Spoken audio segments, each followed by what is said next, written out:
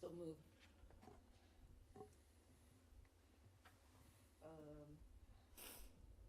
Approval of the claims. Consider approval of the claims. I have questions. Me too.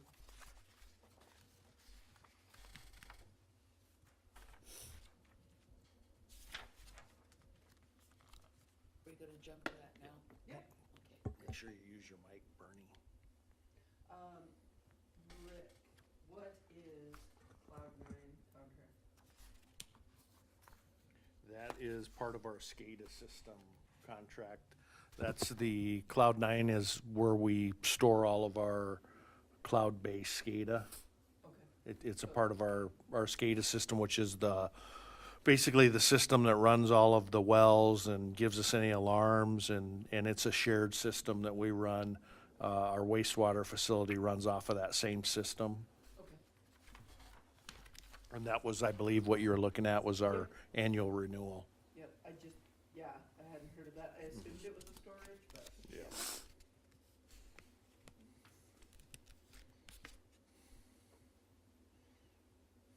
Schedule C water main. Which is part of our well number 8 project. We have Schedule A, which was the actual drilling of the well. Schedule B is the building of the pump house, and then Schedule C was the road and connection to our existing system. Okay, Okay. okay. In laywomen's language, what does capital improvement, we've got, starting with that FOTH, instruction and environment, So, is that well 8? yeah, so all of those, any bills, so you'll see that we have engineering and then we have different, our contractors for Schedule A, B, and C, and then, for example, we had a MDU bill, which was actually the cost to install the natural gas main. All of those things are coded out to a capital improvement. That way we can track them. Those are all bills that we then submit as part of our SRF reimbursement, and we get reimbursed from our SRF loan. Okay. So they're coded to water, but then subcoded to capital improvement, so that we have the ability to track and keep track of all the costs associated with that project, and then claim the applicable reimbursements for it. Okay, going back to FOTH, this was on that page 5 of 7. Page 6. Is it, okay, on the well 8, those numbers, 43,000, 15,000, 17,000, why is that so, why are those expenses so high? That's just part of the engineering. When we bid and awarded the project, typically the engineering is about 10% of the total project price, and that's just their monthly, their monthly bills, and those are all broken out to the different schedules. Okay. Okay. I think, And if you look at the invoice dates on those are actually, one of them we must have missed was from February. They have different billing dates on them. yes, And those dates look to me like they're incorrect. Like, actually, there's the 25 and then the 2 from 24. That again we have to pay. They must have just got them billed out to us. okay. The invoice dates actually are the dates from the months of the work.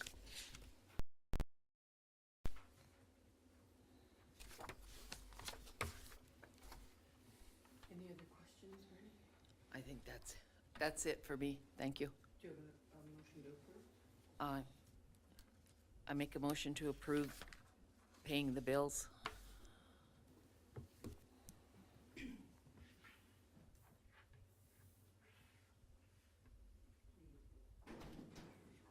Oh, there's Ron. Your report? Today I'm going to report about shut-off day. Today is shut-off day. We had a total of 71 on the shut-off list. 41 of those got paid yesterday. There were 30 left when we left yesterday, and they're hoping that several will come in.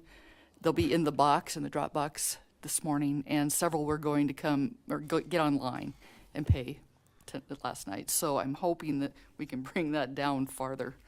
It's a little bit high this time, but they'll be working on making phone calls and trying to get more people in before shut-off time, which is 9 o'clock. Is that right? Yeah. And that's all I've got.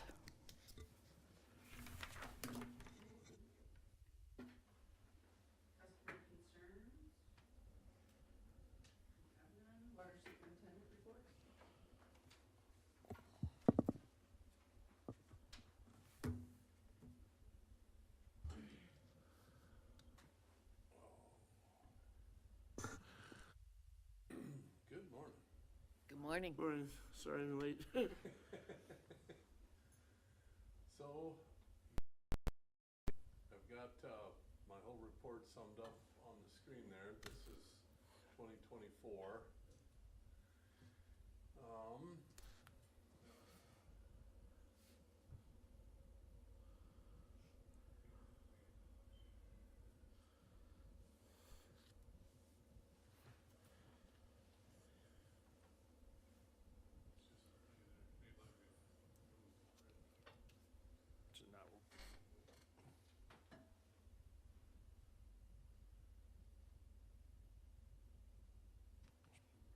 Battery. Sorry. I'll flip for you, I guess. Okay. No worries.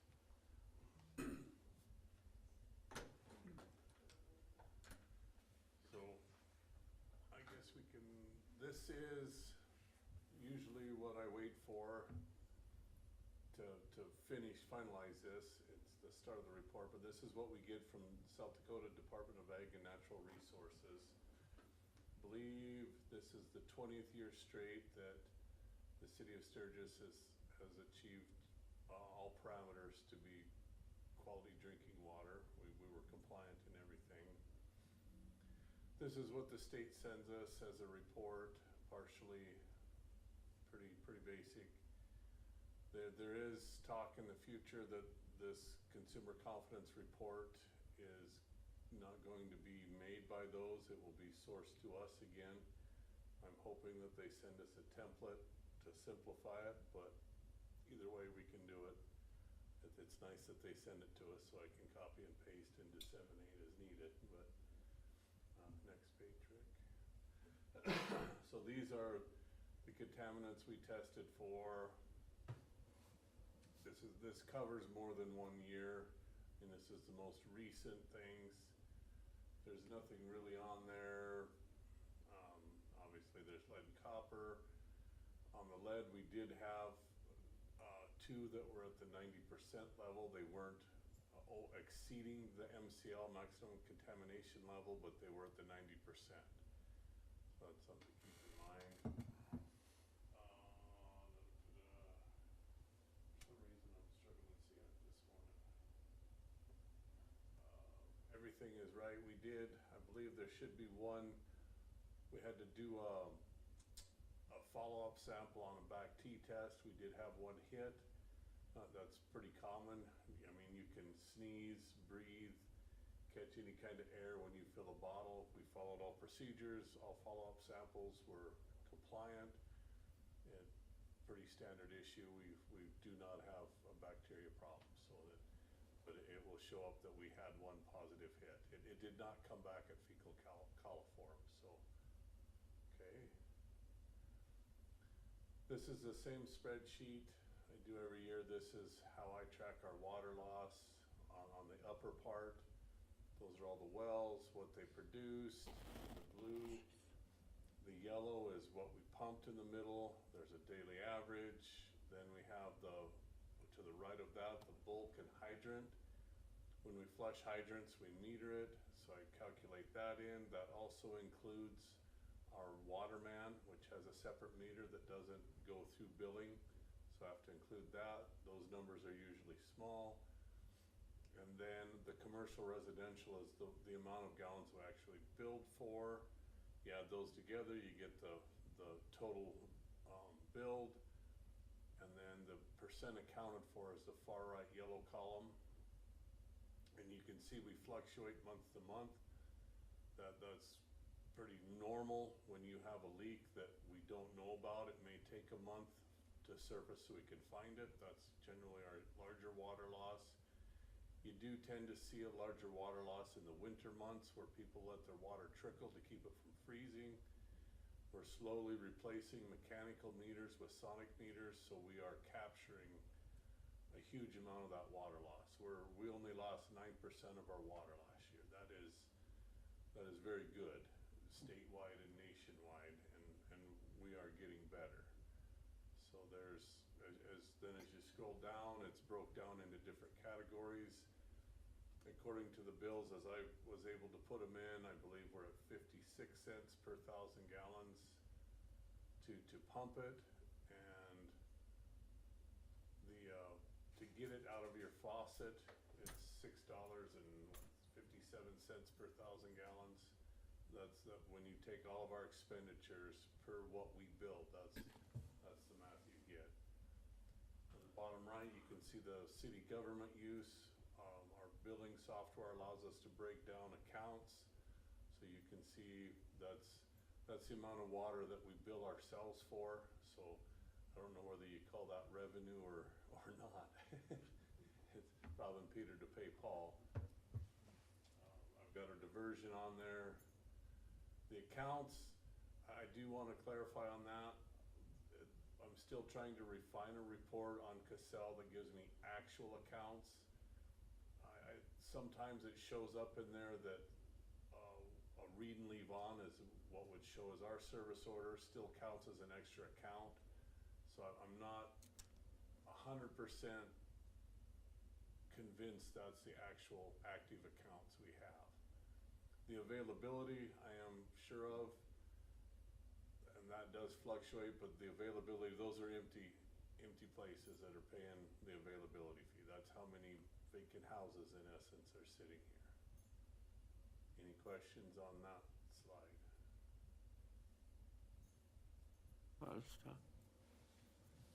Okay, this is also on that same Excel sheet. It's just a pie graph of well production. I still use 7 a lot. It's producing. As we get 8 online, I do believe we'll see that go down. Part of the issue with running the other wells a lot more to cut down on the use of that one is getting the water to go north. For whatever reason, it just doesn't want to go north. And when you have 7 going, I can fill the north tank. I'm still working on trying some different things, but if you recall the pies from the last couple years, all of the other pieces did get bigger. So we took a lot off of 7 and are slowly adding it to make our other wells work. And then the bar graph beside that, that's our sold versus pumped. That's just another visual representation of our water loss. The closer the blue and pink lines are together, the better we're doing. Any questions on that one?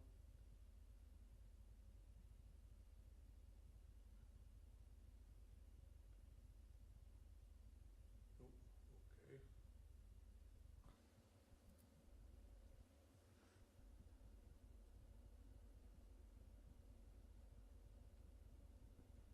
Lock up, Rick? Did lock up, Todd. I'm not sure what you did. Whoops. Oh, that's because it's animated. Because you made a money machine. Wish we had it. This is a report we can pull off of Cassell, and it's breaking down monthly, our monthly usage, which was shown on the other sheet. The total sales, our revenue from availability, our revenue from the surcharges, the miscellaneous water, and then a total. So shows that I pulled, that's what our revenue was for 2024.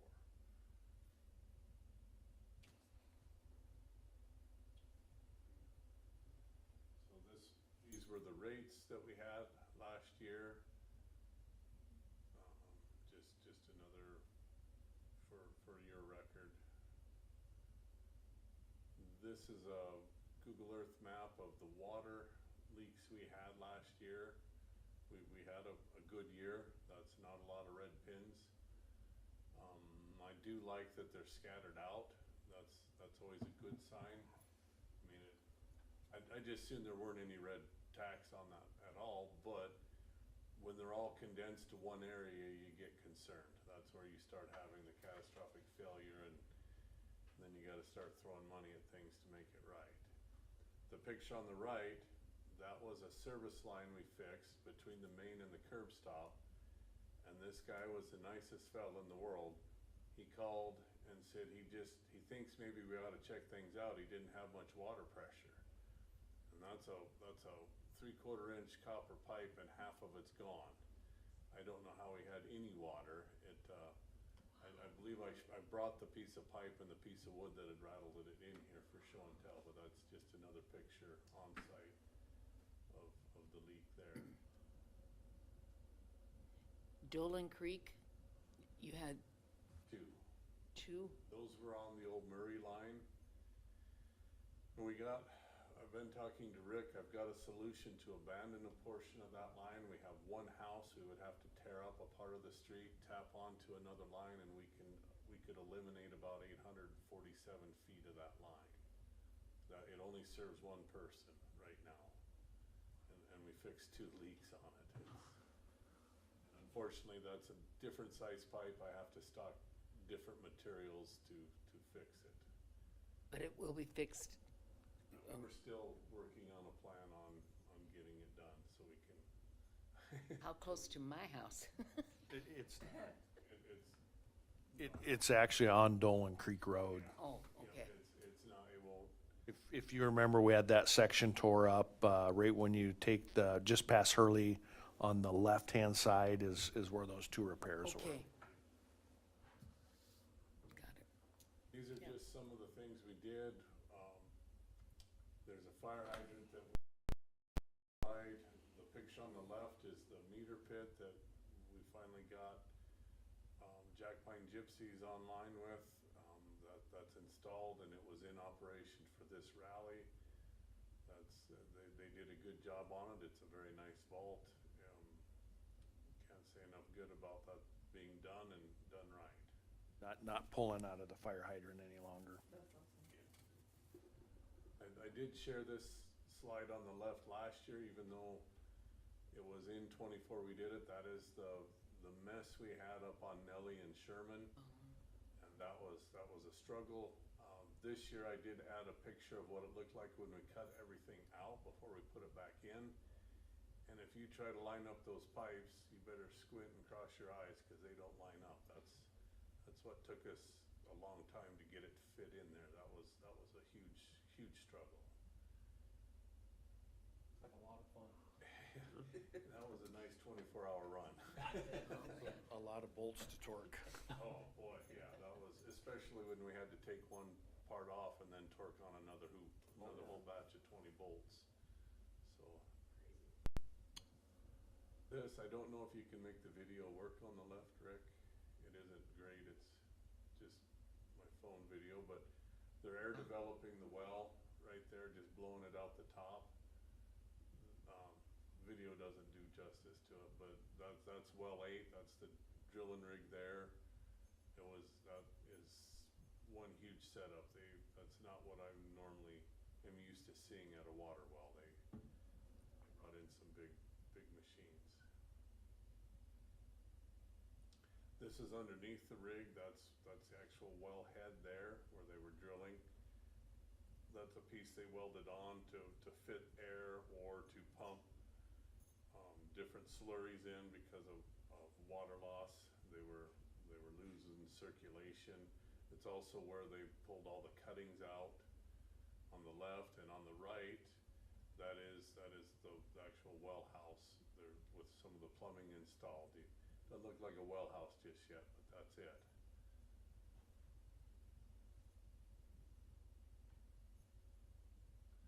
I don't know if that video will work or not either, but So here they are test pumping. And they did get more than that. This is the first time they were test pumping, and that's just some of the water that was coming out. It's pretty uneventful, but for the money we're spending, that was a big moment. Did you taste it? I did not. I think we'll flush a little more. At that point, there was still stuff. And of course, can't hammer on the lead and copper enough. We are still working on that. That is gonna be an ongoing thing unless it gets repealed. Cross your fingers that it does. We still have, what is that, 1,661 customers to identify. That number is likely to be modified. I do have several sheets on my desk that I have not entered into the spreadsheet yet, but we still have a long road to hoe on that.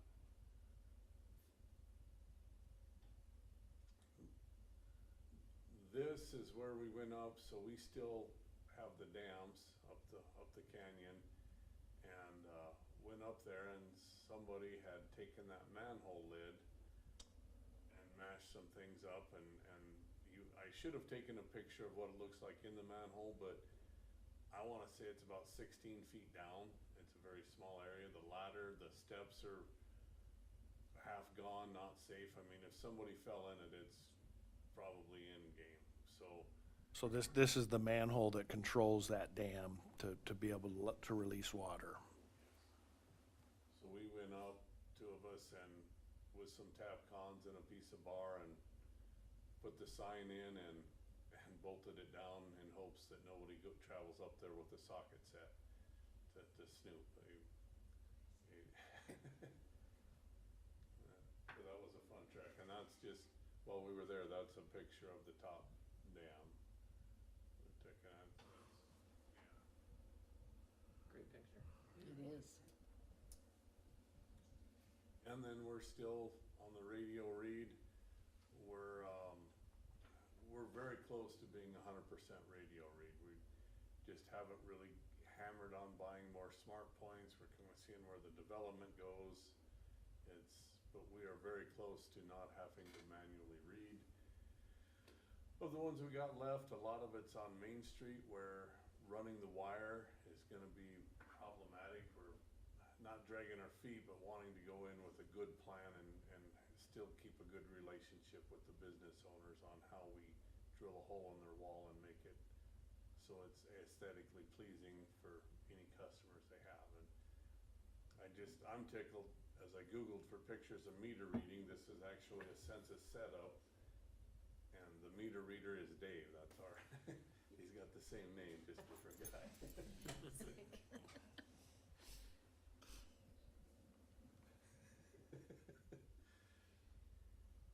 That's it, Todd. Guess that's it. Any questions? What's yours? Yeah, you did good. You did good.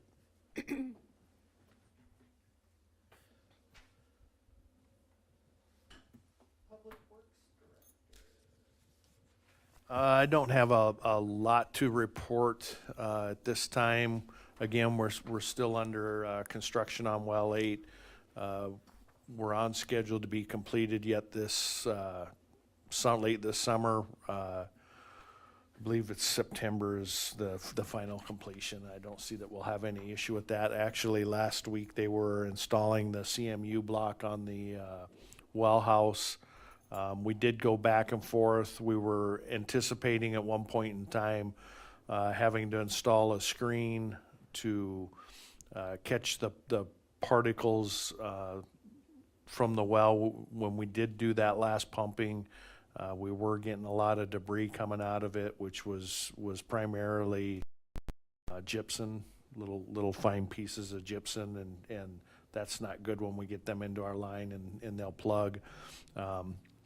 Visiting with our engineers and the well drillers, and they had thought that maybe we would need to screen that for maybe up to a year, and then it would eventually clear itself out. Looking at different screen options, we ended up looking at 2 or 3 different options. The one that really made the most sense was a stainless steel screen, and when we got the cost back with that, it was $170 some, almost $180,000 would have been an addition. So we decided to not go that route. We did leave the valves in so that we could, at some point in time, add it later if needed.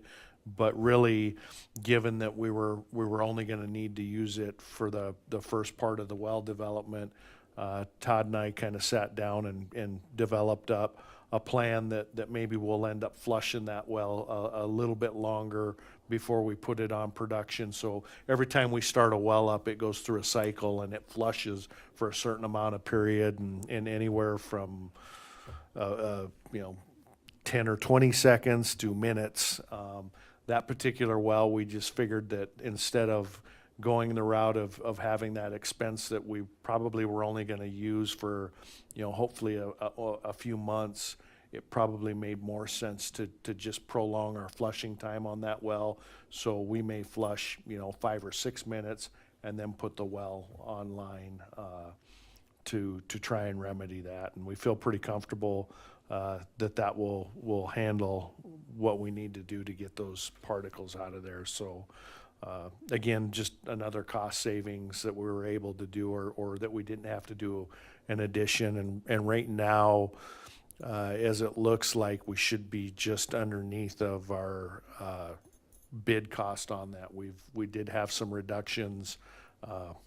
When we drilled the well, we didn't have to frack it. We didn't have to shoot acid down it and frack it because it was so fractured anyways. And that's why we're seeing some of that gypsum coming out, is because that hole that we drilled, and that would be a good one. Maybe sometime we show them that video when we sent the camera down there. I've never seen a well that fractured. I mean, things were floating, but anyway, so we did save a significant amount of money, and that comes back as a deduct. We were able to then do some additional SCADA upgrades that needed to be done. So at the end of the day, like I said, it kind of all balances out. But right now, we're looking that we'll have a net deduct for that project unless something happens in the next couple of months. But so that project's well underway. We're scheduled to pave that road there. I know here, I believe next week, they're going to be doing the power line stuff, getting that taken care of. They had a couple of poles that need to be set because we'll be putting some street lights in there, and then had to run some overhead power, and then probably sometime the end of May or end of April, early May, that road I would think will is scheduled to be paved, and that road repair made at the intersection of Pineview and Junction. So project done and get that well online. The other thing, they're continuing to make progress on our sewer line project. And as you remember, Silver Street, that the city ended up taking on and that becoming a city street. There is a water component in that. It is scheduled right now, and it looks like they're going to be within a week or so. They were scheduled to begin Silver Street April 1st. That will be a complete replacement of that main and all the service lines, all the sewer main and the service lines, the asphalt, curb and gutter, sidewalks, and that's the mobile home court out there between McDonald's and Runnings that will be completely redone. So that'll be a big project. It'll take several months to get through that. There will be some disruptions in water service. There'll be some temporary service. We did have a meeting with all the homeowners here a month ago. We didn't have a great turnout, but they were all notified. And at the end of the day, that's one property owner, and the property owner was there. So I think we have a good plan moving forward to get that completed. We expect to see the Harvest Meadows and Valley View subdivision get started here fairly soon.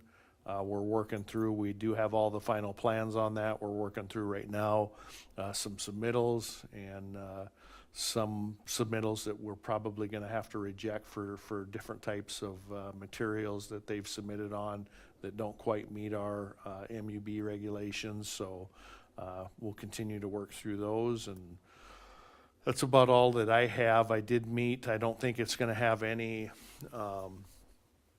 impacts on the water, because most of that water was done. Lizelle Street, I did meet with that design team last week.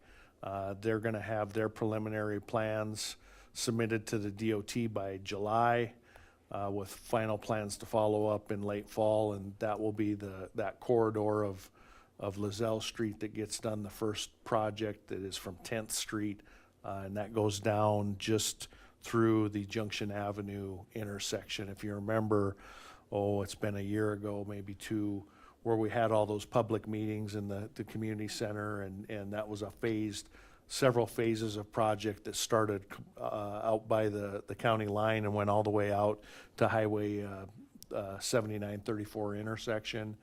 This is that first phase of that, which will include the widening of Lizelle Street. But all of our water was redone, about 10 years ago on Lizelle Street, so it should be in pretty good shape. But anyways, we'll be working with the DOT on that project to do any upgrades that the city would need to do. So that's kind of a snapshot of where we're going. Construction certainly starting to pick up. We're seeing that, and of course with that, so do our workload for the water division and the service orders and turn-ons and turn-offs. So certainly a busy time for us. With that, I'd be happy to answer any questions.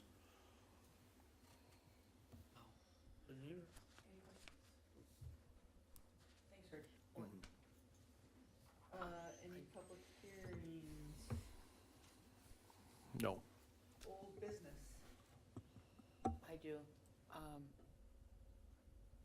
Todd's report on the lead and copper improvement report. Are we going to do anything about that at a city council meeting so that the public knows more about it? The presentation that we gave last month, Yes. we certainly, I can do that. I have talked to our city administrator about that. I don't know, that's a pretty long and in-depth presentation. I don't know that we would do that. And that was some of the discussion we had. I don't know if we would do that at a normal council meeting, just because of that would take a better part of an hour to 2 hours alone. But what we did discuss is the possibility of having a special meeting where that information can be presented, Bernie, and we just haven't, City Administrator Jordan is out with his hip surgery, and we haven't circled back around on that. But it could be brought down to language that most of us would understand, you know what I mean? Sure, And you wouldn't have to go so deep into it, sure.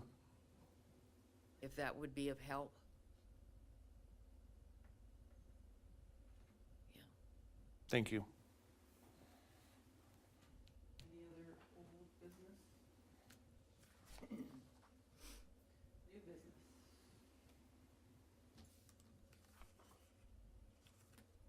Other matters that may come before the board? No executive session? Would I like to make a motion? Motion to adjourn. Adjourned. I got something to do. Next meeting? 22nd of April.